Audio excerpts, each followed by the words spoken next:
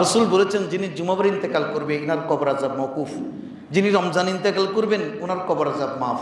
তো আলা হযরত তো জুমাবারেই যাবেন, জোরে বলুন না সুবহানাল্লাহ। যাবেন তো যাবেন, আমরা তো যাওয়ার কোনো ঠিক ঠিকানা নেই। জুমাবারে গেলেও ফজরে মরবো না বিকালে মরবো, দুপুরে মরবো না রাতে মরবো, কোনো ঠিক নাই। আলা হযরত বলছেন বারবার ফজর থেকে ঘড়ি দেখতেছে, কয় ঘড়ির কাঁটাটা ঠিক আছে কিনা দেখে নাও, ব্যাটারি ঠিক আছে কিনা দেখে নাও। তখন কিন্তু ঘড়ির আবিষ্কার হয়েছে, বড় ঘড়ি। ছাত্রদেরকে বললেন ঘড়ির ব্যাটারি ঠিক আছে, টাইম ঠিক আছে কিনা দেখে নাও। বারংবার টাইম দেখতেছিলেন, ছাত্ররা কিছুই বুঝতেছেন না যে কী ব্যাপার, উনি বারংবার ঘড়ি কেন দেখতেছে। ঘড়ি দেখতেছে এজন্য যে আমি তো যাব মুয়াজ্জিন যখন হাইয়া আলাল ফালাহ বলবে, মুয়াজ্জিন যখন হাইয়া আলাল ফালাহ বলবে, হাইয়া আলাল ফালাহর শব্দের অর্থ হচ্ছে তুমি কল্যাণের দিকে আসো। তো কোন কল্যাণের জন্য ডাকছে? কারণ আমি তো চিরকল্যাণের জন্য নবীর সাথে দেখা করতে কবরে চলে যাব। হাইয়া আলাল ফালাহ, বেরেলির মসজিদে হাইয়া আলাল ফালাহ হচ্ছে, তখন বাজে 12টা 21 মিনিট। 12টা 20 মিনিটে আমাদের দেশে যেমন 12:15টায় আজান হয়, তখন ওখানে 12:15টায় আজান হচ্ছে।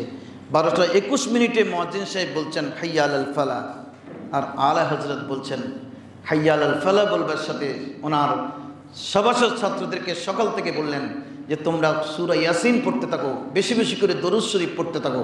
আমার বাসা থেকে কোনো ছবিযুক্ত টাকা থাকলে সেটা আমার বাসা থেকে বের করে দাও, ছবিযুক্ত টাকা। কারণ কারো ঘরে ছবি থাকলে এখানে নবীজি সরকারে দো আলম আসবেন না। তখন ব্রিটিশ শাসন আমল ছিল, ব্রিটিশের কয়েনের মধ্যে রানীর ছবি ছিল। বলছেন আমার এই বাসা থেকে ছবি থাকলে ছবিগুলো বের করে দাও, ইভেন কি কোনো কয়েন থাকলে, টাকা পয়সা থাকলে সব টাকা পয়সা আলমিরা থেকে বের করে তোমাদের পকেট থেকে বের করে বাসার বাইরে নিয়ে যাও, কারণ কোনো ছবিযুক্ত পয়সা রাখবে না। আর বলছেন আমার বাড়িতে কোনো হায়েস্টওয়ালা ঋতুস্রাব হচ্ছে এরকম মহিলা থাকলে তাদেরকে আমার বাসা থেকে অন্য বাসায় আশ্রয় নিতে বলো, কারণ অপবিত্র অবস্থায় কোনো মেয়ে থাকলে এখানে ফেরেশতা আসবেন না, আমার সরকার নাম আসতে পারে, সরকার তো সৈয়দুত তাহিরিন।